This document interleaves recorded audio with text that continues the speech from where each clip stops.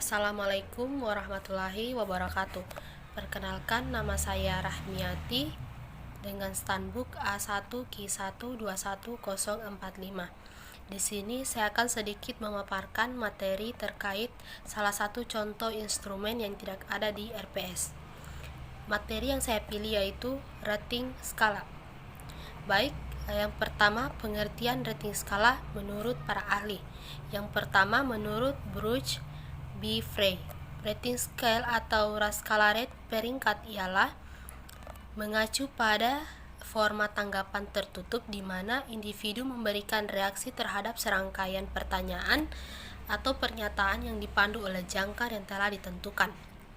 Yang kedua, menurut Stephen Tracey, rating scale atau skala rate peringkat ialah salah satu jenis pertanyaan survei tertutup yang umum digunakan untuk meminta responden memberi nilai pada sesuatu seperti objek atau atribut.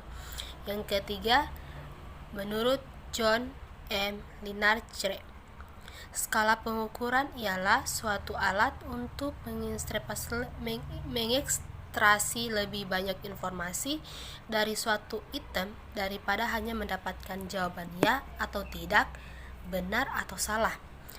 Berdasarkan pendapat para ahli yang saya paparkan barusan, dapat ditarik simpulan bahwa rating scale adalah atau skala peringkat merupakan sebuah survei yang bersifat tertutup digunakan untuk memberikan penilaian atau jawaban dari para responden, bisa jawaban setuju atau tidak setuju. Jawaban-jawaban atau pilihan dari responden tersebut kemudian dikumpulkan dalam bentuk rincian yang dijadikan untuk data penelitian.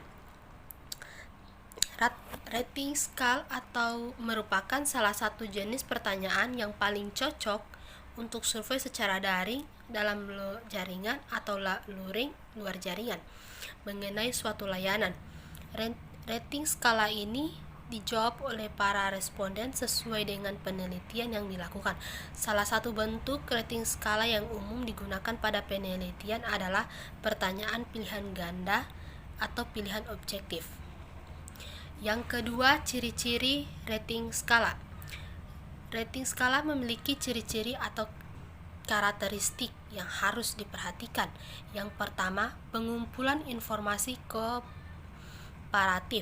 Rating skala dapat digunakan untuk mengumpulkan data-data penelitian atau informasi umum didapatkan dari responden yang bersifat komparatif. Yang kedua, memberikan informasi lebih dari ya atau tidak. Skala peringkat atau rating skala lebih banyak memberikan informasi dibandingkan dengan checkbox question, sehingga informasi tersebut bisa lebih dari sekedar ya atau tidak. Yang ketiga, opsi jawaban disusun bertingkat. Penyusunan opsi atau pilihan jawaban pada rating skala disusun secara bertingkat, bisa dari tinggi ke rendah, rendah ke tinggi, disesuaikan dengan kebutuhan atau kesepakatan. Yang keempat, fleksibel. Rating skala bersifat fleksibel karena tidak hanya dapat digunakan untuk mengukur sikap, bisa juga digunakan untuk mengukur persepsi responden mengenai suatu fenomena atau peristiwa. Contohnya adalah mengukur status ekonomi, pengetahuan sosial, dan sebagainya. Yang kelima, mampu menerjemahkan opsi jawaban responden. Rating skala mampu menerjemahkan jawaban responden. Misalnya responden A memberi nilai atau jawaban 4 belum tentu sama dengan B, angka 4 bagi yang si B. Yang ketiga, bentuk-bentuk rating skala. Yang pertama, ordinal rating skala atau skala ordinal. Skala ordinal adalah suatu jenis pertanyaan penelitian yang diberikan pada responden dengan cara memberikan pilihan kategori-kategori yang disesuaikan dan diberi peringkat. Urutan skala ordinal bisa disesuaikan dari rendah ke tinggi dan sebaliknya. Contohnya skala Likert. Yang kedua, nominal rating skala. Skala nominal atau nominal rating skala ialah skala yang mengategorikan objek atau orang dalam kategori, klasifikasi atau kelas dengan sistem kualitatif. Yang ketiga, ratio skala. Skala rasio adalah pengukuran dengan memperhitungkan nilai yang sebenarnya atau angka objek yang diukur. Yang keempat, interval rating skala.